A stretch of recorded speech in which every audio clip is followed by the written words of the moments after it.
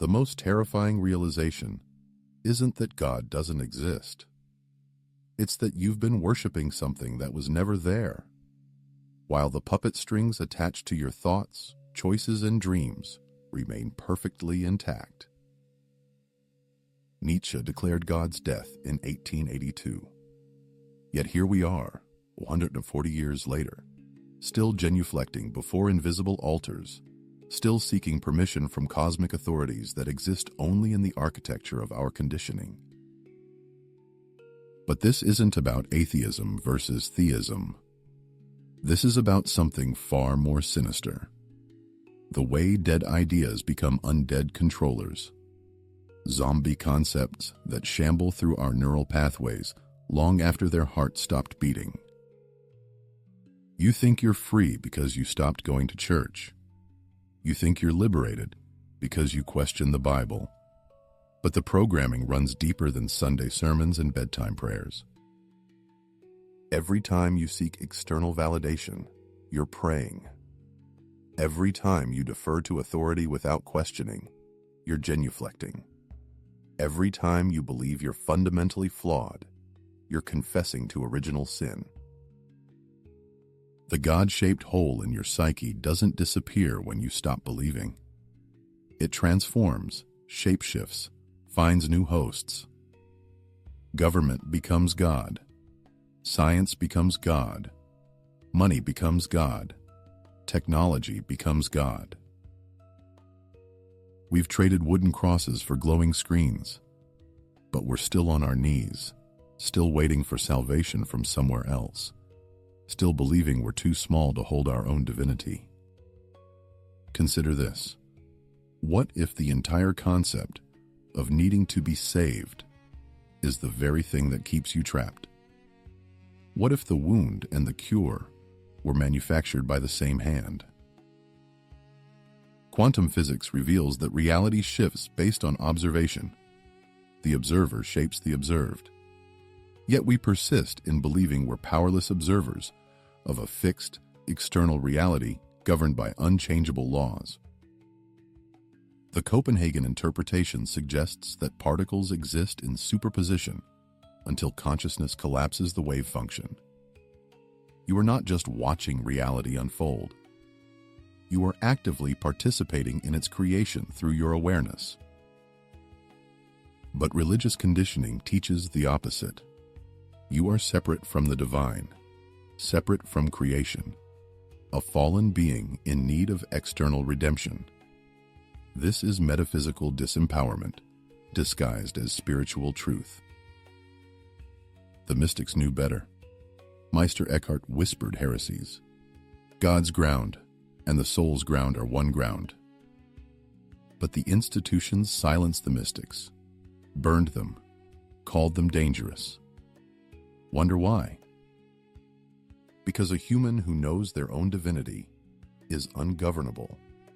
A consciousness that recognizes its creative power can't be controlled through guilt, fear, or promises of future reward. The ancient Gnostics spoke of the demiurge, a false god who creates a prison reality and convinces its inhabitants that prison walls are the boundaries of existence itself.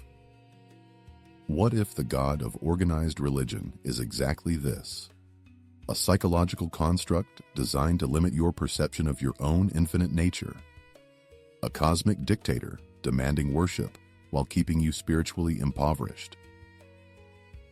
Look at the fruits of this system.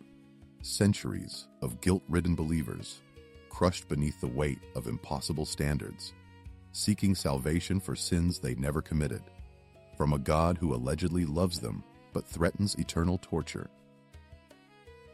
The psychological damage is staggering. Self-hatred masquerading as humility. Self-denial confused with virtue. The systematic dismantling of trust in one's own inner wisdom, replaced with dependence on external authorities.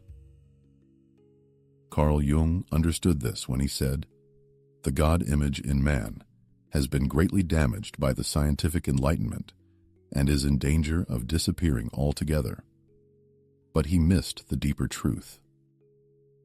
The God image was never external to begin with.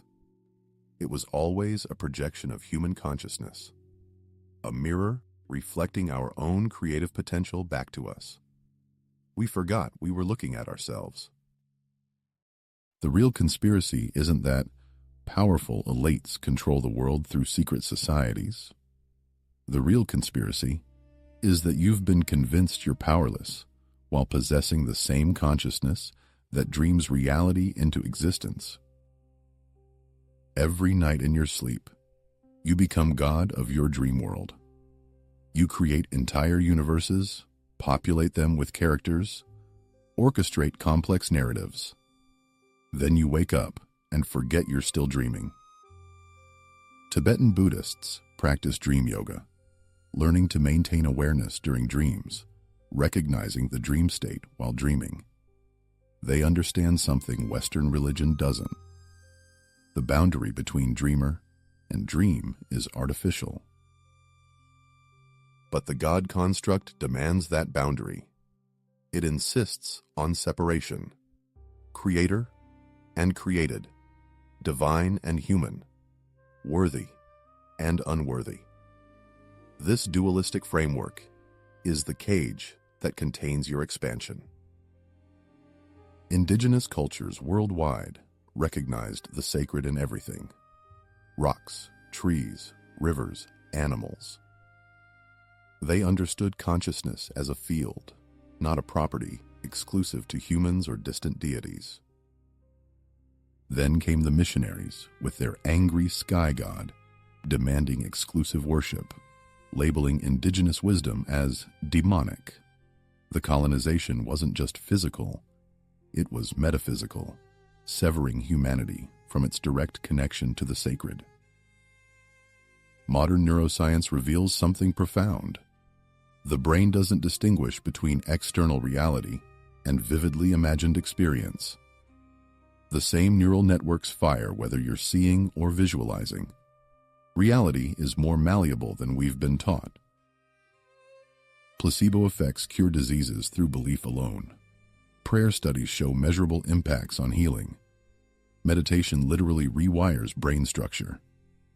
Yet we're told consciousness is merely an epiphenomenon of matter, powerless and insignificant. This materialist worldview serves the same function as religious dogma.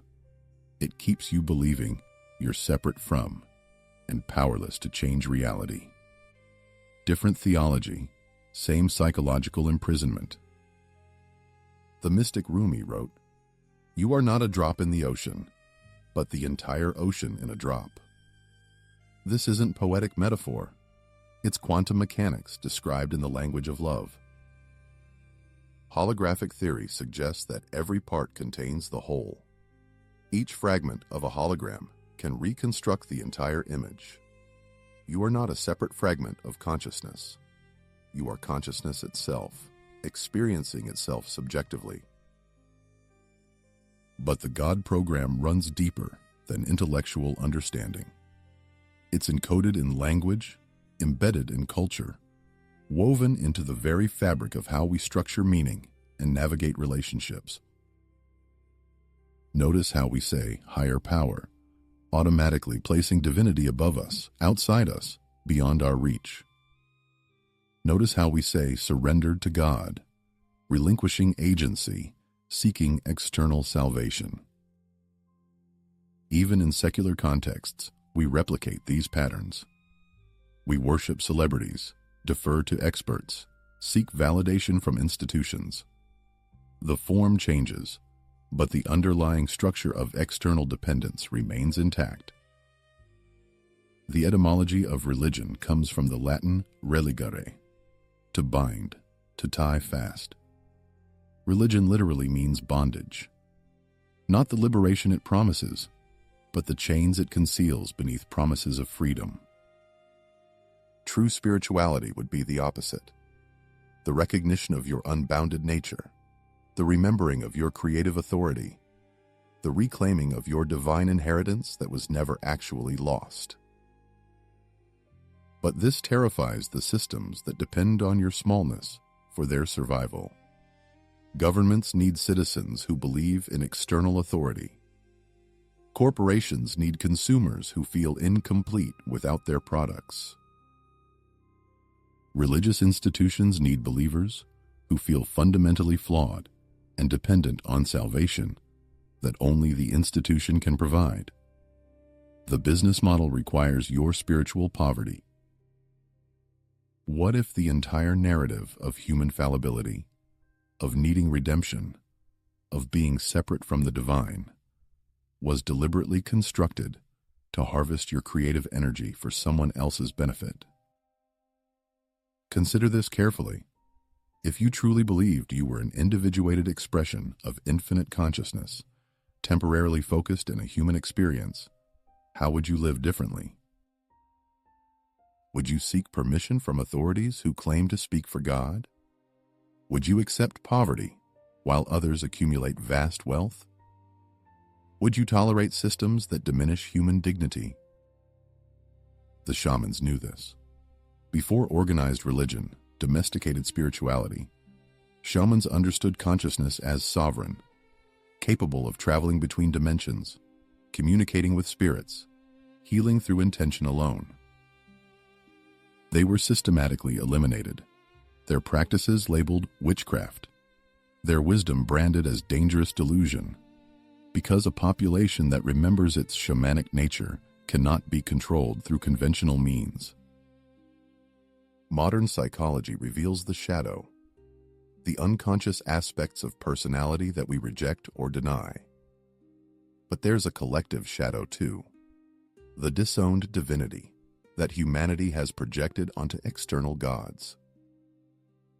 What if your spiritual journey isn't about finding God out there, but about integrating the divine aspects of yourself that you've been conditioned to disown and project elsewhere? The fear of claiming your divinity runs deep. Pride comes before the fall, whispers the conditioning. Who do you think you are? Demands the programming. The very thought feels blasphemous. But consider this. If you are consciousness experiencing itself subjectively, then humility would be recognizing this truth in everyone and everything, not diminishing yourself to worship false external authorities. The real blasphemy isn't claiming your divinity, it's denying it. It's pretending to be small when you are vast, pretending to be powerless when you are creative force itself. Quantum entanglement reveals that particles separated by vast distances remain mysteriously connected, instantly affecting each other across space. The universe isn't made of separate objects. It's one interconnected field of consciousness. You are not separate from what you're observing. You are the consciousness through which the universe observes itself. The experiencer, the experiencing, and the experienced are one seamless movement.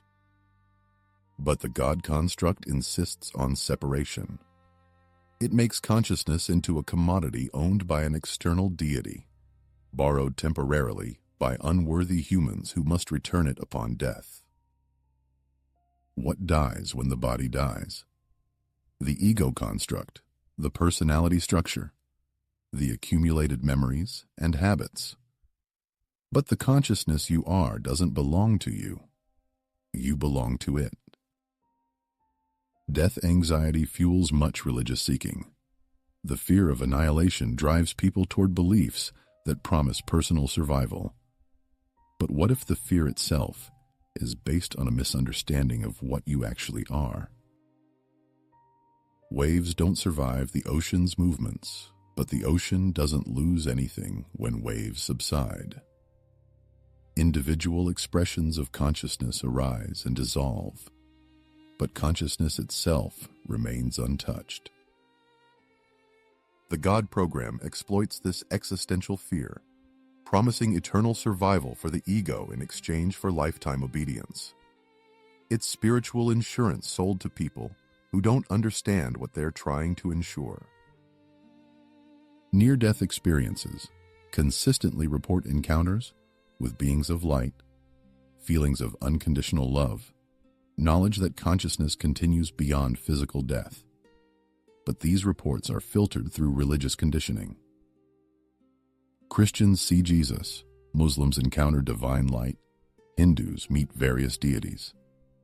The experience gets interpreted through existing belief systems, but the underlying reality transcends all religious frameworks.